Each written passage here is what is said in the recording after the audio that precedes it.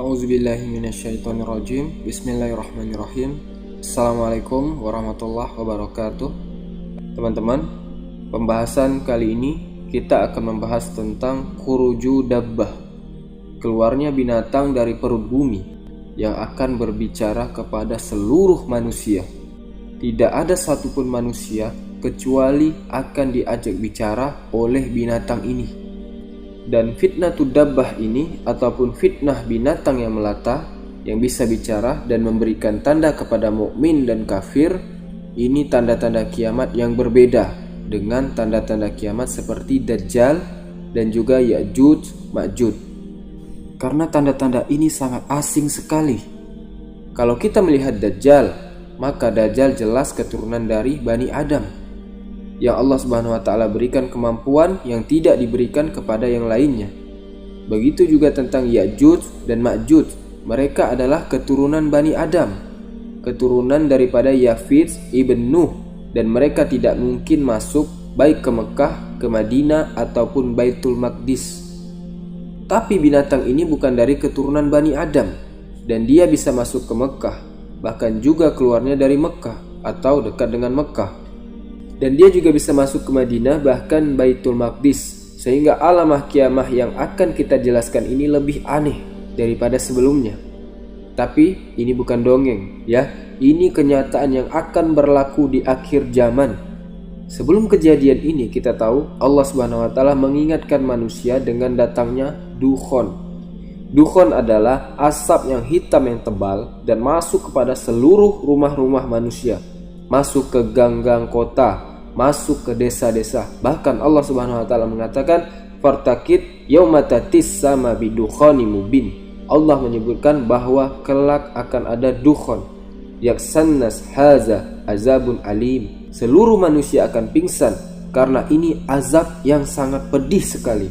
Ketika itu manusia diberikan kesempatan untuk bertobat kepada Allah Azza wa Jalla. Allah memberikan kesempatan manusia untuk kembali kepada Allah. Tapi rupanya sama sekali dukhon itu tidak berpengaruh kepada kesadaran orang-orang. Inilah yang dikatakan di dalam Al-Quranul Karim. Allah SWT berfirman, wa iza waqa'al qawlu alaihim aghrozna lahum dabatul ard tukallimuhum anna nasakanu bi ayatina la yuqinun.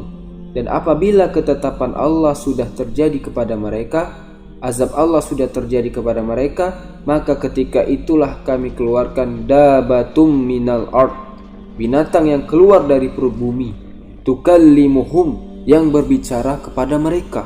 Sesungguhnya manusia, mereka dengan tanda-tanda kebesaran kami tidak yakin. Setelah itu muncul dabbah. Dan dabbah ini tugasnya yang pertama kali adalah memberikan stempel. Kalau dia seorang mukmin akan distempel dahinya, kemudian keluar cahaya. Kalau dia orang kafir akan diberi tanda di hidungnya sehingga menjadi gelap. Ketika itu nama-nama manusia terangkat. Tidak ada orang yang memanggil nama-namanya. Panggilan ketika itu cuma ada dua, yaitu ya mukmin wa ya kafir. Itu saja, mukmin dan kafir. Sampai dijelaskan dalam hadis yang sahih, kata-kata ini menyebar di pasar-pasar. Jadi kalau antum berjualan kemudian mengambil barang dari orang kafir, antum akan mengatakan, saya mengambil barang itu dari si kafir. Kata orang kafir, saya beli barang itu dari si mukmin. Sudah tidak ada lagi nama-nama pada saat itu. Yang hanya ada si mukmin dan kafir saja. Subhanallah. Tetapi sudah hal biasa, jadi tidak sakit hati. Dan munculnya binatang ini berdekatan dengan matahari dari barat. Entah 1 hari atau 2 hari, Allahu alam. Kita akan mengenal seperti apa binatang ini sebenarnya. Bagaimana rupanya. Terjadi pendapat-pendapat banyak dari para ulama, walaupun sebagian pendapat ini dhaif, mengambil hadis-hadis yang dhaif atau pendapat-pendapat lemah yang tidak berdasar. Tapi sebagai pengetahuan, kita akan jelaskan supaya ketika teman-teman membaca sebuah makalah entah di medsos, teman-teman tahu bahwa ini penjelasan tidak benar. Yang pertama, Al-Imam Al-Qurtubi rahimahullahu ta'ala menjelaskan bahwa binatang yang akan muncul di akhir zaman adalah min fasilatina khatis soleh, anak unta Nabi Soleh yang lari ketika hendak dibunuh oleh kaum Samud. Ini salah satu pendapat ulama. Pendapat yang lain mengatakan bahwa binatang yang bisa bicara ini adalah Al-Jassasah, binatang yang seluruh badannya berbulu lebat. Kemudian ada juga yang mengatakan dabbah itu ismul jinsi, yaitu nama jenis seluruh binatang yang melata itu adalah dabbah. Dan yang terakhir berpendapat bahwa dabbah ini memiliki seluruh sifat binatang. Ini yang paling aneh. Sebagaimana yang dikatakan oleh Al-Imam Ibnu Jurayj dari Ibnu Jubair radhiyallahu an, bahwa dabbah itu rasu saurin, kepalanya seperti banteng. Kemudian ainuha ainul kinzir, matanya seperti mata babi. Wa ujunuha ujunu filin, dan telinganya seperti gajah. Wa karnuha karnu ailin, tanduknya seperti rusa. Wa unukuha unuka ni'amatin, dan lehernya seperti leher-leher burung unta. Wa sadruha sadru asadin, dadanya seperti dada singa. Wa launuha launun namar, dan warnanya seperti warna harimau. Wa khosiratuha khosiratu hirin, dan rusuknya seperti rusuk kucing. Wa zambuha zambu kabsin, ekornya seperti kambing wol yang berbulu. Wa kawaimuha kawaimu bairin, dan tingginya seperti unta. Coba teman-teman bayangkan, binatang apa ini? Aneh sekali dan pasti menyeramkan. Kemudian dalam riwayat yang dhaif, binatang dabbah ini membawa dua barang pusaka. Satu tongkatnya Nabi Musa alaihissalam, dan satunya adalah stempel atau cincin Nabi Sulaiman alaihissalam. Kemudian dari mana keluarnya dan di mana dia sekarang? Kalau Dajjal sudah jelas, Nabi SAW mengisyaratkan di mana keluarnya. Yajuj dan Majuj juga jelas. Nabi SAW mengatakan akan keluar dari arah timur. Keluarnya dabbah banyak khilaf dari para ulama. Perkataan dari Abdullah bin Mas'ud radhiyallahu an, bahwa dabbah itu akan keluar dari berbatuan Bukit Sofah, tempat sa'i. Disitulah dabbah akan keluar. Jadi pecah batunya, kemudian keluar dabbah itu.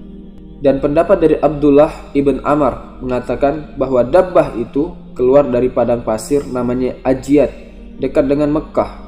Dan dia akan keluar mengelilingi dunia. Tidak ada satu tempat pun melainkan dabbah akan memberikannya cap stempel mukmin dan kafir. Adapun yang pertama kali tugas dabbah setelah Allah keluarkan sebagai alamat-alamat besar, ada yang mengatakan bacaan Allah Subhanahu wa taala ketika berfirman berbicara tentang dabbah itu memiliki dua makna. Ketika Allah mengatakan wa iza waqa'al qawlu alaihim akhrajna lahum dabbatan minal ard tukallimuhum. Binatang ini akan berbicara, akan mengajak bicara manusia. Maka yang pertama kali dia akan menstempel di dahi seseorang yang beriman dan dikatakan mukmin, dan akan menstempel hidung orang kafir sehingga gelap dan dikatakan kafir. Ketika itu dia akan bicara dan dia mengatakan inna naskanu bi ayatina la yuqinun. Sesungguhnya manusia mereka dengan tanda-tanda kuasa Allah mereka tidak yakin. Inilah ucapan yang akan diucapkan binatang ini, menyinggung orang-orang kafir, bahwa orang-orang kafir itu baru sadar, baru mau beriman kepada Allah Azza wa Jalla ketika seluruh tanda-tanda yang keluar menutupi taubat-taubat mereka. Tapi percuma taubat mereka, apalagi bahkan ketika seorang kafir kemudian melihat binatang itu, dia langsung berwudu, bertobat kepada Allah, kemudian sholat. Tiba-tiba binatang itu ada di belakangnya, dabbah, dan mengatakan al antus sholli ya fulan. Hei, rupanya kau baru sekarang mau sholat ya, sholatmu tidak akan diterima lagi. Jadi setiap ada orang yang sholat al antus sholli, oh sekarang baru mau sholat ya, sebelumnya kau kemana? Sudah percuma mereka sholat. Dari sini teman-teman, bahwa ketika itu manusia mampu membedakan mana mukmin dan mana yang kafir, maka selesailah kisah dabbah ini. Semoga video ini bermanfaat dan menambah keimanan kita. Yang benar datangnya dari Allah dan yang salah dari saya sendiri. Subhanakallahumma wa bihamdika asyhadu an la ilaha illa anta astaghfiruka wa atubu ilaik. Assalamualaikum warahmatullahi wabarakatuh.